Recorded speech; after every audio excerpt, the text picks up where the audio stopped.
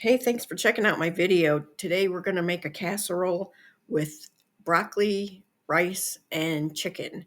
And the broccoli is optional actually, so if you don't want to have broccoli in there, you don't have to.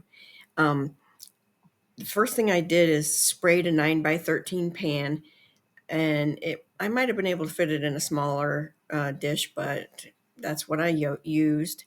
And anyway, you're gonna take 1.5 cups of raw long grain rice and put it in the bottom of that pan after you spray it with some cooking spray. And then you can see here that I have some melted butter in the bottom of that bowl. It's one stick of melted butter. And then I'm putting 2 cans of cream of chicken soup in there, but you could use cream of mushroom, cream of celery, or a combination. So 2 cups of cream soup and 2 cups of water. And then I'm going to season it with some pepper, some salt, and some Dano's seasoning, which you may have heard of. It comes in many varieties. This is the one with the green lid.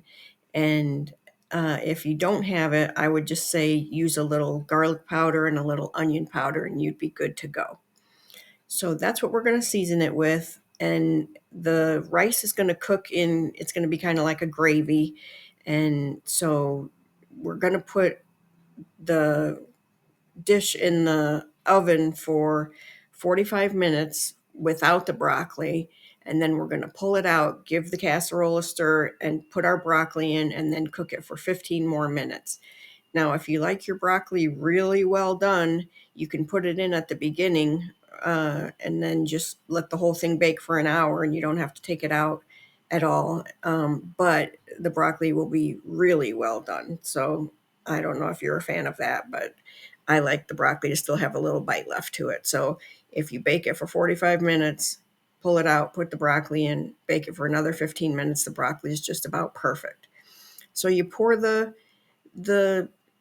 gravy, I'll call it, over the rice, and then you take your chicken and just lay it out on top of the sauce.